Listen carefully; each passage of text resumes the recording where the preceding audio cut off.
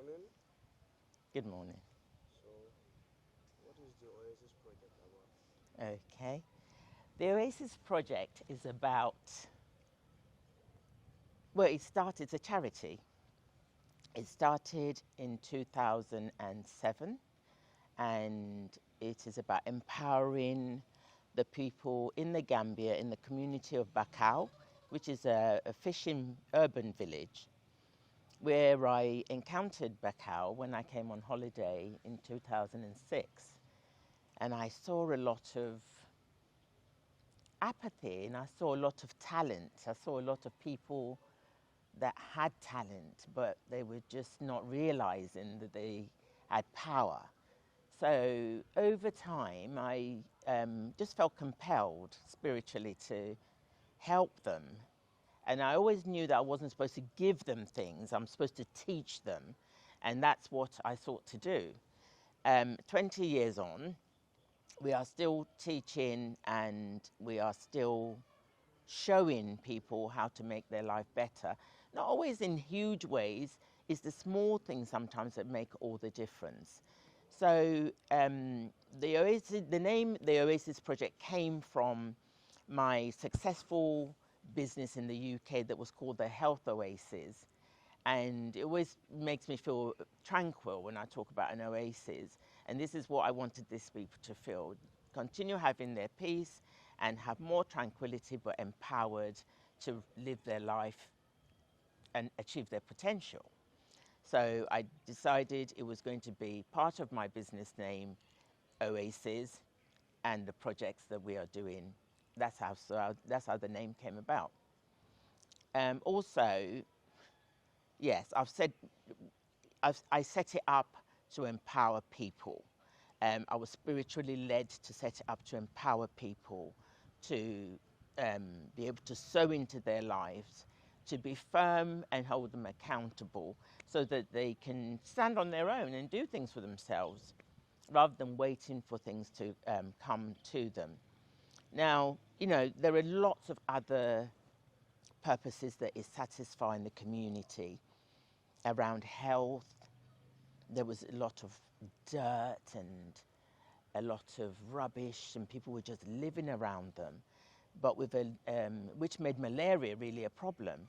But with a lot of tidying up and sorting things out, they should be able to, their health will be better. But they couldn't see this.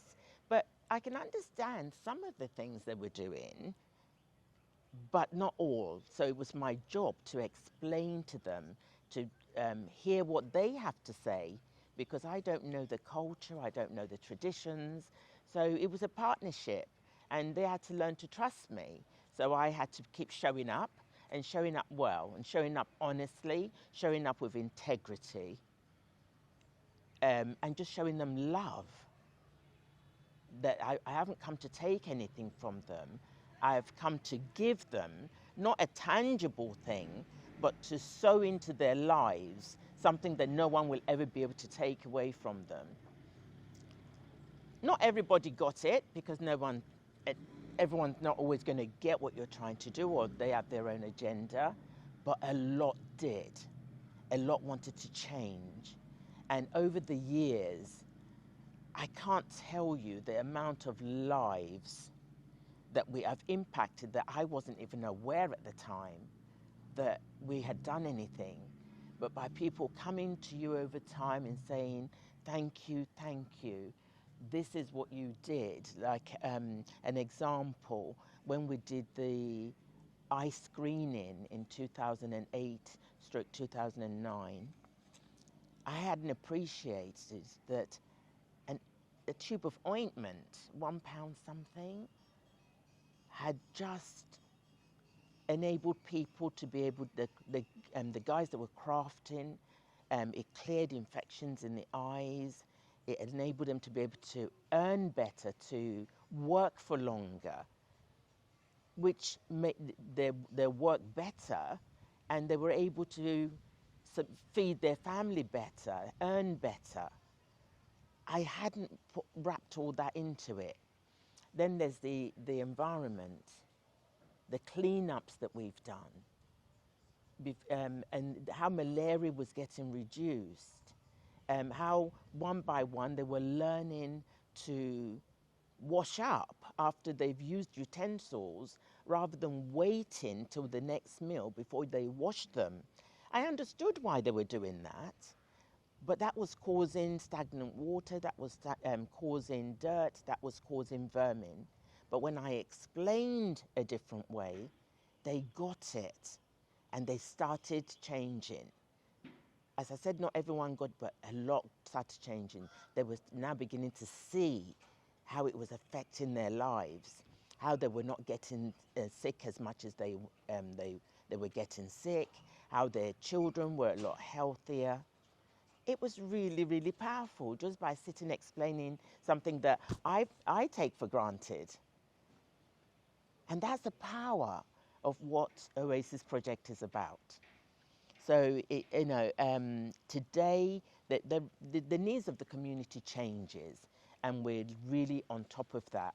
We're hoping to get some research work done on that, so that for the future, we are able to continue to look after what is needed, not what is wanted, what is needed by the poor, because the poor just don't have the opportunities around the world. That's how it is. But by creating little things for them, little opportunities for them, it just encourages them to want to do more because they're learning. And when you show them, they get, okay, mama, okay, thank you. I know they've gotten it. And when next time I come, I see them applying the things we've discussed, the things I've shown them. That's power. That's empowerment. That's setting someone free from poverty because their mindset is changed. And you'll see behind me Starlight Community School, which was the charity I started after I saw that if you're going to change behavior and mindset, you need to begin from when they are young. And again, I was spiritually led to do that. And 12 years on, it was specifically for children from disadvantaged families and those from low-income families that just didn't have the opportunity to have a good standard of education, one that's parallel to those of private schools. They can go into a school free, but that's where it stops. And the classrooms are overcrowded, but there are gems in the community, children that are gems, adults, young adults, they're gems. You see that they're so gifted, but because they don't have money, because no one has spoken to them about opportunities, they are just sitting, doing nothing. And these are the people that we go to and say to parents, your child is able to do this. Please, let us take your child to school. You will need to make some sacrifices because you will need to pay something, but let's look at your priorities and how that can be achieved.